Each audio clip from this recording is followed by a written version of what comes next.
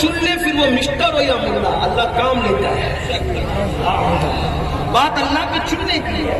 حالانکہ آپ نے تو مسٹر یوں ہی مشہور کر دیا، ورنہ یہ بھی میں پہلی نظر میں دیکھا تو میں نے سمجھا کوئی بڑے مولانا ہی ہوں گے.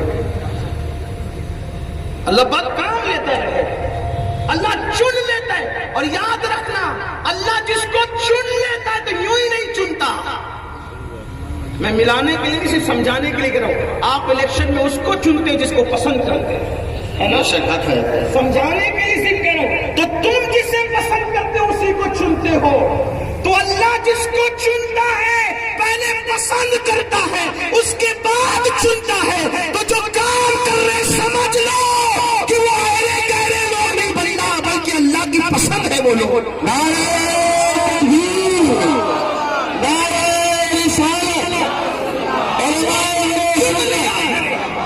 اللہ جنہیں چن لیا کرے ان سے نہ ٹکرایا کرو، ان کی مخالفت نہ کیا کرو، بلکہ ان کا ساتھ دیا کرو. اور میرے آقا تو فرماتے ہیں خیرکم من تعلم القرآن وعلمہ، کہ تم میں بہترین لوگ وہ ہیں جو قرآن سیکھتے اور قرآن سکھاتے ہیں.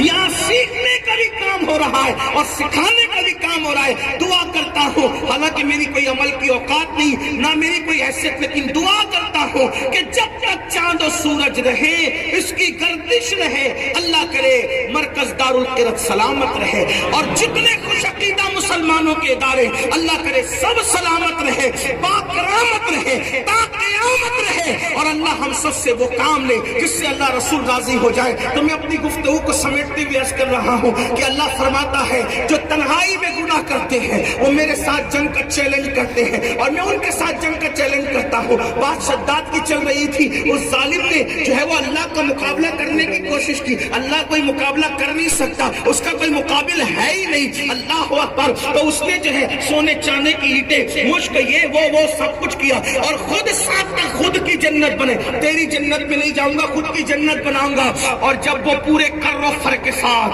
پورے شان و شوکت کے ساتھ، سو کار عزت دار بن کر جس وقت وہ اپنی خود کی بنائی ہوئی 100 کار جنت کے اندر جانے لگا، تو اس کی سواری کے 2 قدم اس کی اپنی جنت میں تھے، اور سواری کے 2 قدم جنت کے باہر تھے.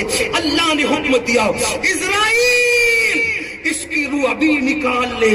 اس سے پہلے میں اپنے جوانوں کو پیغام دینا چاہتا ہوں، اور اپنے آپ کو بھی، میں صرف آپ کو واز نہیں کر رہا ہوں، اپنے آپ کو بھی کر رہا ہوں. توجہ کرنا، دولت کے نشے میں اللہ کو چیلنج کرنے والوں، جوانی کے نشے میں اللہ کو چیلنج کرنے والوں.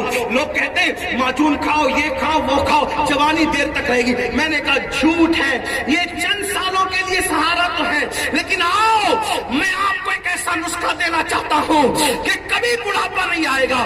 بال سفید ہوں گے پھر بھی بڑھاپا نہیں آئے گا. جسم کی طاقت سلامت رہے گی. گناہ کرنا چھوڑ دو، اللہ تمہیں ہمیشہ کی جوانی عطا فرمائے گا.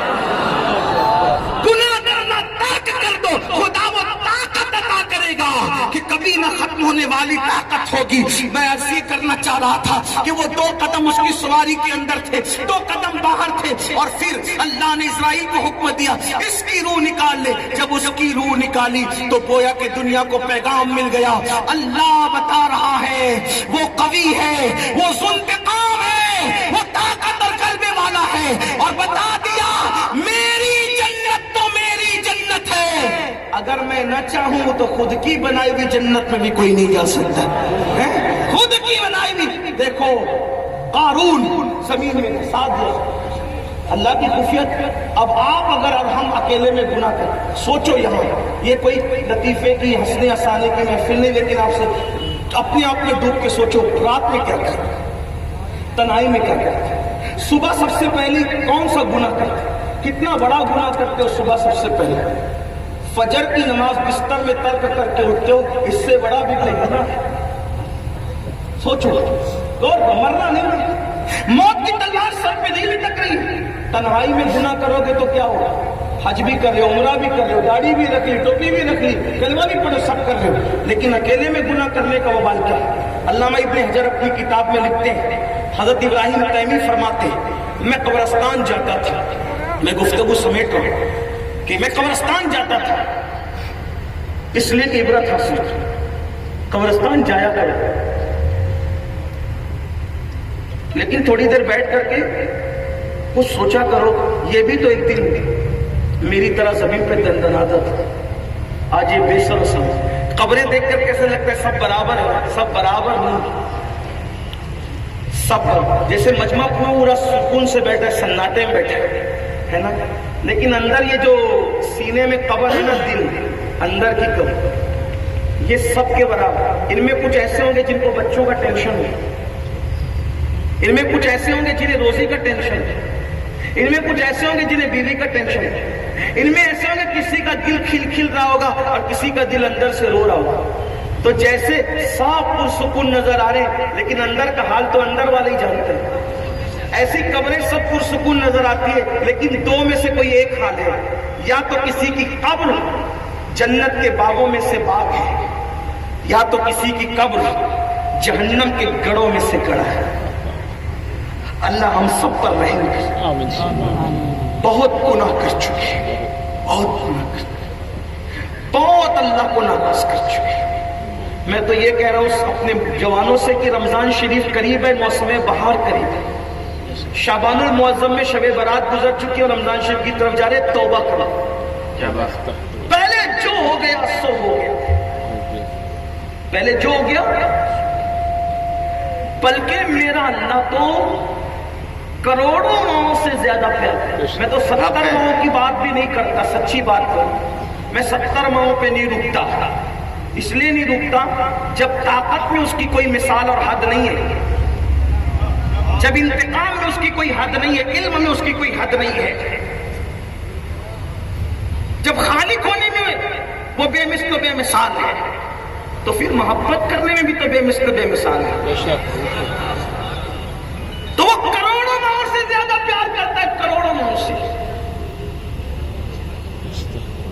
ہر دنیا کی کورٹ اور عدالت کا یہ اصول ہے، جو گناہ قبول کرنے اس کو سزا ملتی ہے۔ ایک میرے اللہ کی عدالت کی شان یہ ہے، جو گناہ کر کے گناہ قبول کر لیتا ہے تو کہا جاتا ہے جا میں نے تجھے معاف کر دیا۔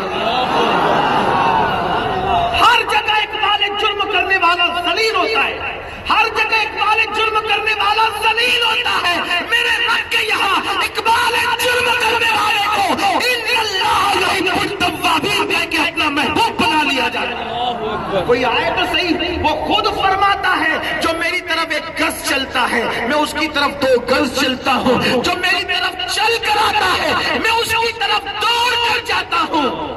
یہاں اس کے جانے سے مراد اس کی رحمت ہے، یعنی جو میری طرف چل کر آتا ہے میری رحمتیں اس کی طرف دوڑ کر جاتی ہے۔ آپ بتائیں ہے کوئی ایسا کہ اس کا در چھوڑ کے در بدر پھر رہے ہو؟ اپنے مسائل کا حل لوح قرآنی اور تعویذات میں ڈھونڈنے والوں، میں تعویذ کا مخالف نہیں، اپنے مسائل کا حل ورد و وظائف میں ڈھونڈنے والوں، اپنے مسائل کا حل سیاسی لیڈروں کے دروازے پہ تلاش کرنے والوں نہیں، جب تک گناہ چھوڑ کر میرے اللہ کی چوکھٹ پہ نہیں آؤ گے کوئی مسئلے کا حل نہیں ہے۔ نہ وظائف کام آئیں گے، نہ لوح قرآنی کا دیکھنا کام آئے گا۔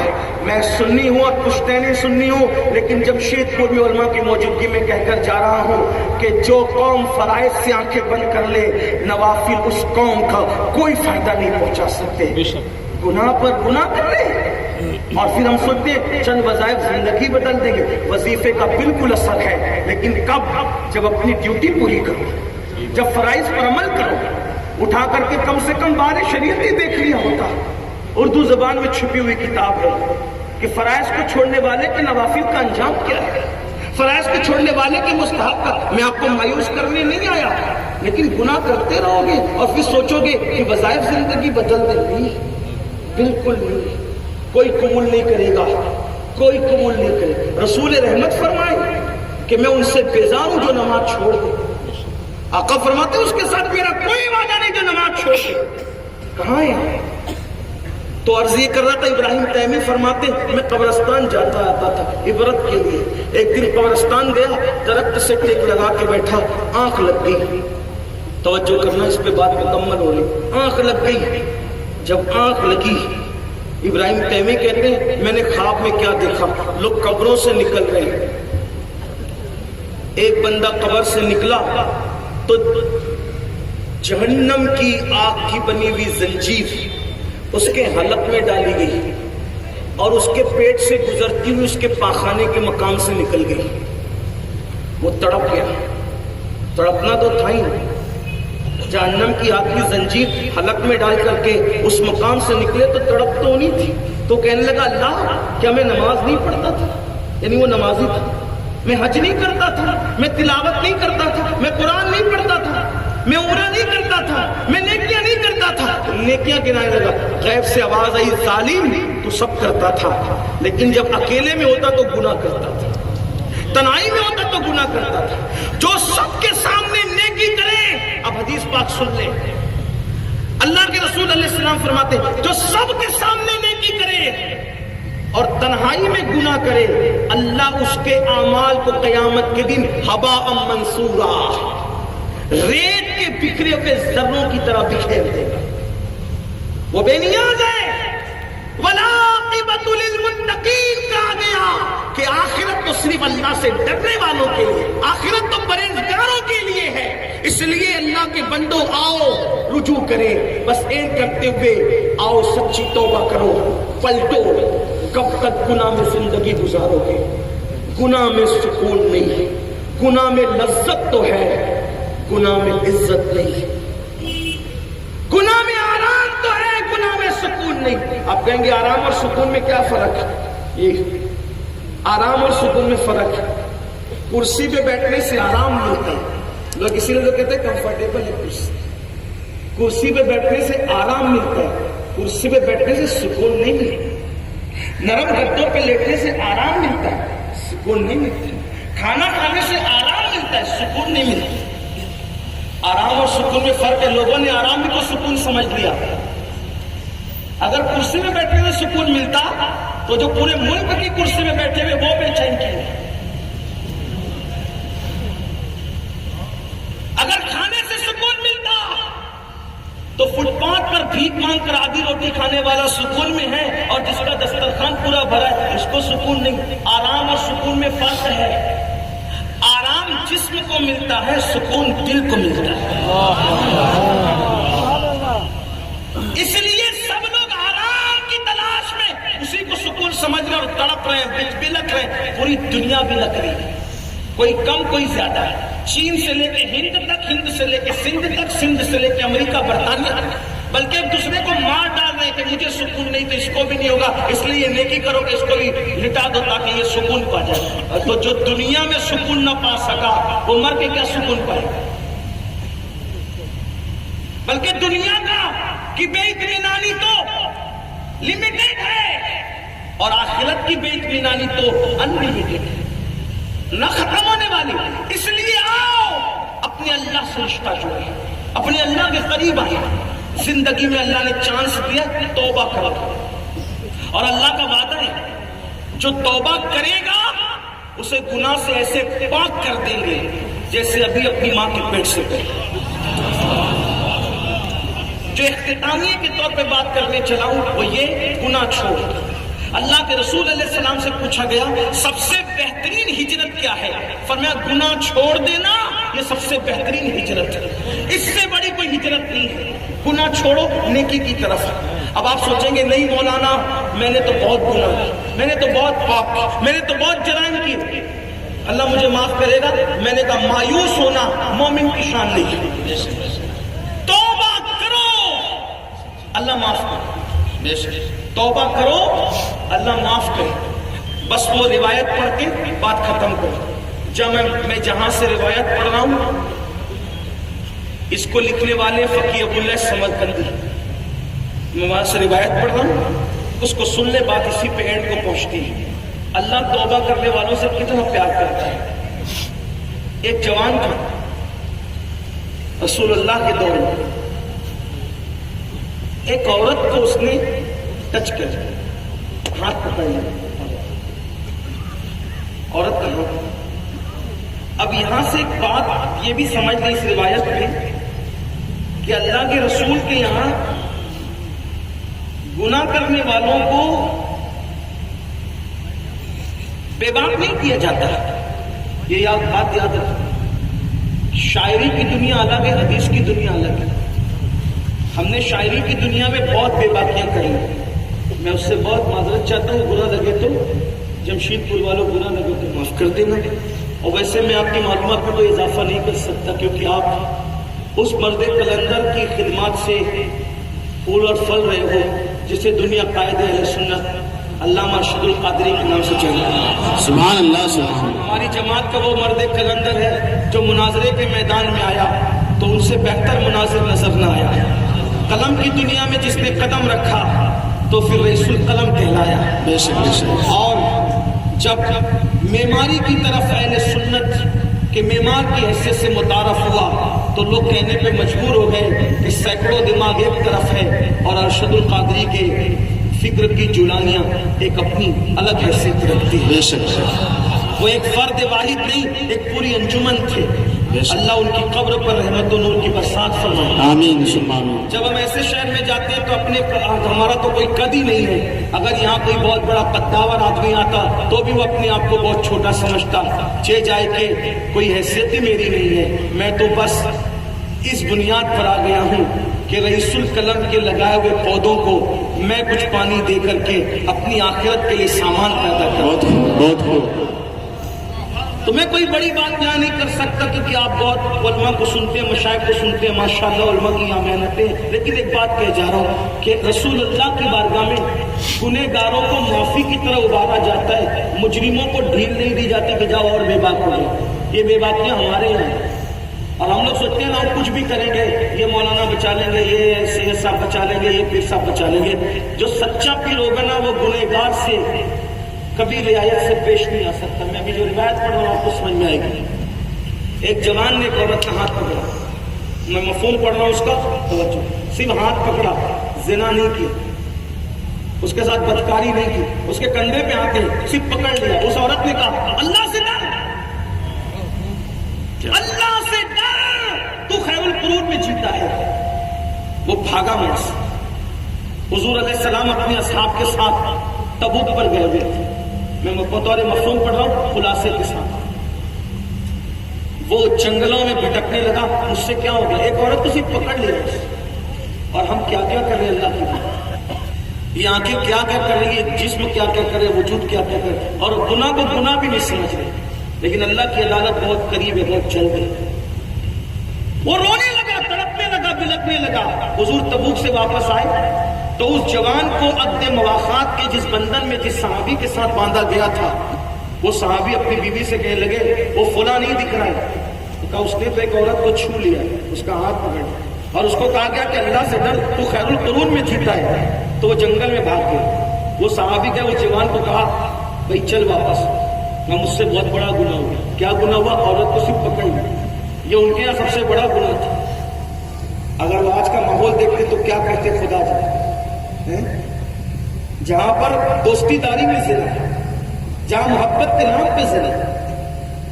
بزرگوں نے فرمایا زنا کرنے والا غسل کرتا ہے. سرکار غریب نواز کے ملفوظات میں زنا کرنے والا غسل کرتا ہے تو اس کے غسل سے جتنے قطرے ٹپکتے ہیں ہر قطرے سے شیاطین پیدا کیے جاتے ہیں اور وہ شیاطین قیامت تک جرائم اور پاپ کرتے رہیں گے اور ان سب کا وبال اس کے سر پہ ہوگا جس کے زنا کے غسل سے وہ پیدا ہوئے تھے. چھوٹی موٹی چیز نہیں. آج فیشن بن گیا، بدکاری فیشن بن گیا. اللہ کی پناہ، اللہ ہماری نسلوں کو بچائے. فرمایا گیا یہ زنا کی نوست 7 پشتوں تک باقی رہتی ہے، اللہ اس پہ لعنت کرتا ہے. ابن حجر کہتے ہیں 7 پشتوں تک پہنچتی ہے لعنت. کچھ لوگ کہتے ہیں یار میں تو بڑا نیک ہوں پھر بھی میں پریشان رہتا ہوں. شاید اوپر کسی نے کوئی گڑبڑ کی. اپنی اولاد سے پیار کرو، اتنی دولت اکٹھا کرو کہ اولاد سکون سے رہے. دولت سے اولاد سکون سے نہیں رہے گی. اگر گناہ کرو گے دولت کے بعد بھی اولاد پریشان رہے. مغلوں کی اولاد کو دیکھ لو، اگر کہ مغل خاندان کا تو مجھے معاف کرے، آج بہت سارے مغل ٹھیلا ڈھکیل رہے ہیں، آج بہت سارے مغل چائے بیچ رہے ہیں، آج بہت سارے مغل بھیک مانگ رہے ہیں. جن کے باپ داداؤں نے صدیوں حکومت کی، اگر انہوں نے پاپ کیا تو ان کی اولاد کو یہ دن دیکھنے سے.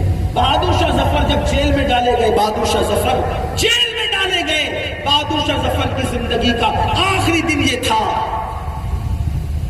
تاج محل میں جب بہادر شاہ ظفر کے لیے ناشتہ لگتا تھا تو 200 ڈشیں لگتی تھی، 200 ڈشیں. اس کی زندگی کا آخری دن یہ تھا کہ وہ کھادی کا کرتا پہنے ہوئے تھے اور میلی کچیلی ٹوپی، اور بات کرتے تھے تو اشارہ کچھ کرتے تھے، زبان کچھ بولتی تھی۔ مورخ لکھتا ہے کئی دن کے اتنے بھوکے تھے کہ زبان اور اشارہ دونوں ایک دوسرے کا ساتھ نہیں دے پا رہے تھے۔ اور جب بہادر شاہ ظفر نے کہا مجھے صبح ناشتے کی عادت ہے، 200 ڈشیں کھاتا ہوں ناشتے کے اندر، یعنی استعمال کرتا ہوں، تو انگریزوں نے کہا تھا ٹھیک ہے اچھا ناشتہ بھیجتے ہیں۔ جب بہادر شاہ ظفر کے پاس ناشتہ آیا اور اس نے تشت سے کپڑا ہٹایا تو کیا دیکھا؟ اس کے بیٹوں کا کٹا ہوا سر اس تشت میں رکھا ہوا تھا۔ ماں باپ کا کیا ہوا اولاد کے سامنے آتا ہے۔ اچھا کرو گے تمہاری نسلوں کو برکتیں ملے گی، پاپ کرو گے نسلیں تباہ ہوگی۔ جہاں گناہ ہے وہاں فنا ہے۔ گناہ کرتے ہوئے بہت اچھا لگتا ہے، لیکن اللہ کی غیرت سے ڈرو، وہ بہت غیرت والا ہے۔ اور آپ دیکھیں سادات کی آج پوری دنیا میں ڈنڈے کیوں بج رہے ہیں؟ میری طرح تو بہت سارے بد عمل بھی، بے عمل نہیں، میری طرح بد عمل بھی، لیکن یہ برکتیں کیوں ہیں؟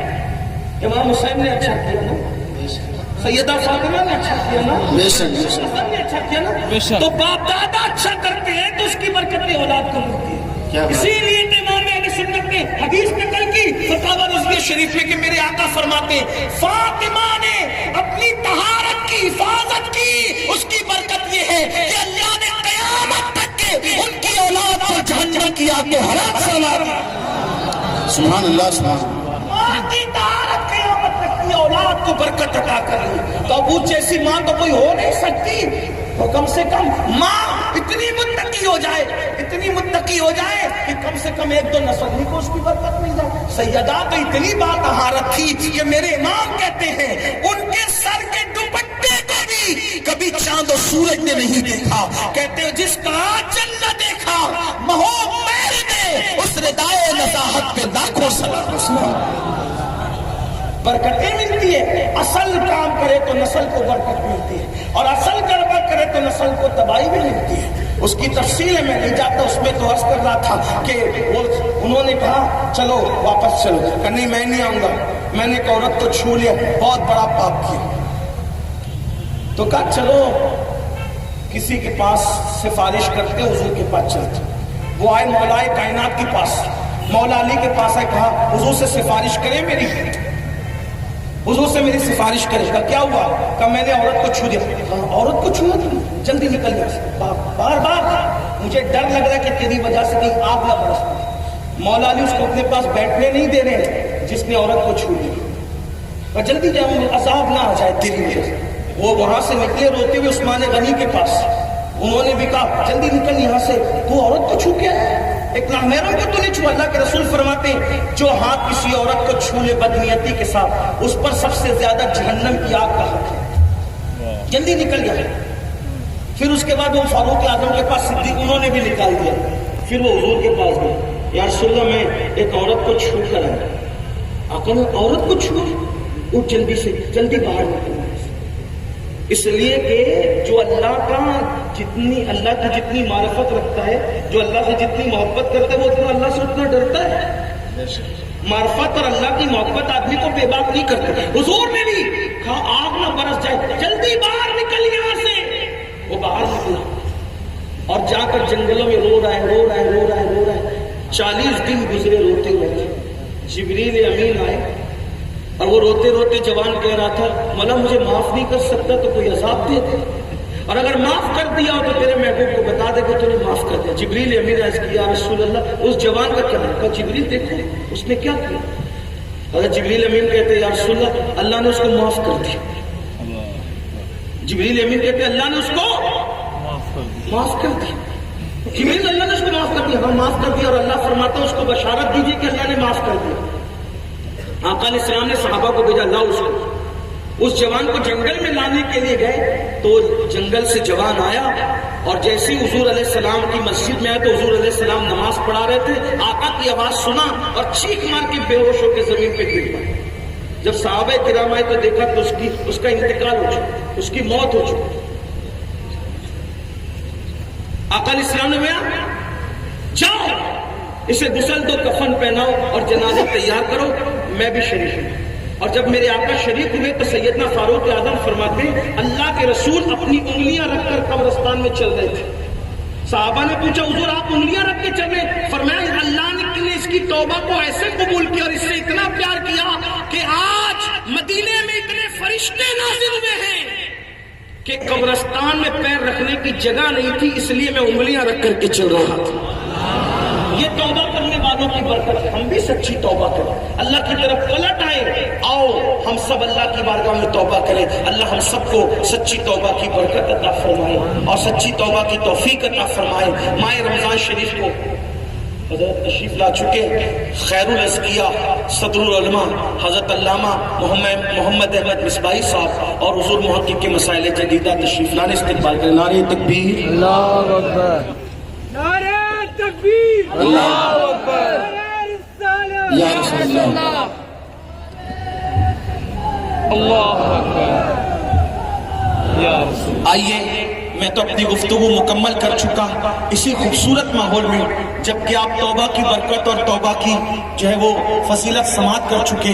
تو آئیے ہم سب مل کر اپنی زندگی کے ہر گناہ سے توبہ کر لیں اور آئندہ کل سے نئی زندگی کا آغاز کرنے کی کوشش کریں. پڑھیں استغفر اللہ، استغفر اللہ، استغفر اللہ ربی من کل ذنب واتوب الیہ، لا الہ الا اللہ محمد رسول اللہ صلی اللہ علیہ وآلہ وسلم. امید ہے کل سے نئی زندگی کا آغاز کریں گے انشاءاللہ. کل سے کیا آج ہی سے. ابھی جن کی عشاء باقی وہ پہلا کام کیا کریں گے؟ جا کر عشاء پڑھیں گے انشاءاللہ. کل سے نماز شروع کرنے کی بات نہیں، ابھی سے عشاء شروع کریں گے. کتنے لوگ وعدہ کرتے ذرا مجھے یقین دلائیں. سبحان اللہ. پھر کیسا انقلاب آئے گا. اور دوسری بات، نگاہوں کی حفاظت ہوگی انشاءاللہ.